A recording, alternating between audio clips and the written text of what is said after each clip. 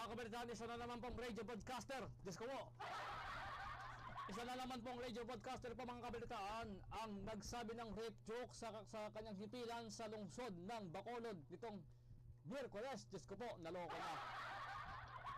Ayon po sa ilang mga nakasaksi sa himpilan, ang podcaster po ay kinilalang si Gian Paul Generoso ng K5 News FM Bacolod.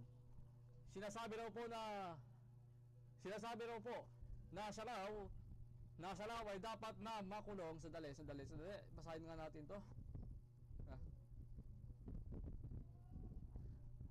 Sinuspende ng himpilang K5 News FM Bacolod 101.5 ang isang radio announcer na si Gian Paul Generoso matapos naman magbitiw ng rape joke habang may ibinabalita. Sinabi daw niyang dapat na siyang makulong upang bugbugin ang nanggahasa sa isang babae na maring kinamdala ng National Union of Journalists of the Philippines, Gabriela Women's Party at ng Gabriela Women's Party ang iba pang ginawa ng broadcaster. Humingi rin kalaunan ng tawad si Generoso. Pakinggan nyo to. Carl? Siya sa kaso. Carl? Yes, Nang gusto ko mapriso, subong pwede ta ka ma-rape? Pripunta ka, Carl, para mapriso ko? Maupod ko to siya? Pwede na? Gusto ko mapriso para magtupaday kami nga duwa. Hindi mo na gusto masulong. Ay, hindi ko to gyapon kasulod sa prisuhan. Gusto ko mapriso today. Ripon ta ka ba lamang? Ripon para mapriso ko, mang? Mapa-rape ka lang, mang? Hindi. Gusto ko tani mapriso, ripon ta ka tani. Sige na bala, sugot na bala. Ripon ta ka balakan. Ay, dali lang. Nakakawalang respeto talaga yung podcaster na yan eh. Gusto ko. Eto, ba't kasi sasabi ng rape joke habang naka-live? Di ba maglabag yan sa broadcast ethics? Maglabag yan sa broadcast ethics dahil babae yung subject dyan. Babae yung subject dyan eh. Babae yung subject sa report mo. Di ba?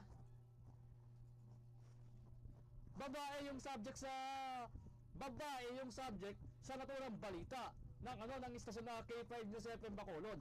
Tapos ayan, gusto na makulong para bugbugin daw yung nanggahasa sa babae. Rape joke pa rin yun. Eh buti nga sa'yo, nasuspende ka na. Oh?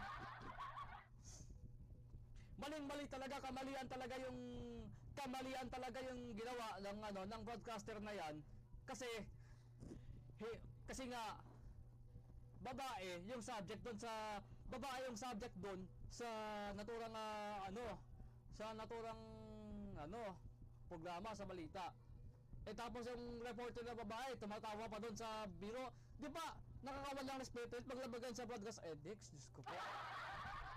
Samantala naman bukod doon naglabas na rin po mga kabalitaan at mga ka-high school ng naglabas na rin ng parehong pahayag ang kapisanan ng mga podcaster sa Pilipinas, Negros Chapter. At samantala po nga natanong po natin kagabi mga kabalitaan si ang ating tagapagbalita natin sa Radio High School Bacolod sa DYAW 972 Internet Medium sa Bacolod, si Precious Candero. Natanong na natin sa kagabi mga kabalitaan kung alam niya yung K5 News FM Bacolod. Saka natanong na rin natin kung alam na ba niya yung nangyaring rape joke sa himpilan. Nakakawala respeto talaga. Sadali, ulitin nga natin. Carl? Siya sa kaso. Carl? Nang gusto ko mapriso, subong pwede ta ka ma-rape? Ripon ta ka, Carl, para mapriso ko? Maupod ko to siya? Pwede na? Gusto ko mapriso para magtupaday kami nga duwa. Hindi mo na gusto masulong. Ay, hindi ko to gyapon kasulod sa prisuhan. Gusto ko mapriso today. Ripon ta ka ba lamang? Ripon para mapriso ko, mang? Mapa-rape ka lang, mang? Hindi. Gusto ko tani mapriso, ripon ta ka tani. Sige na bala, sugot na bala. Ripon ta ka balakan. Dali lang yun. O di ba nakakarespeto yung mga kabalitaan, nakakadisrespeto yan sa broadcast ethics, di ba? hindi dapat tama na ano na ginaganyan kasi babae yung subject sa ano, babae yung subject doon sa balita na yan. Tapos yung babae, yung nagbabalita pa diyan, yung nagbabalita pa diyan, tawang-tawa pa doon sa ano sa binitawang biro ni Generoso. Walang respeto talaga. Ay nako.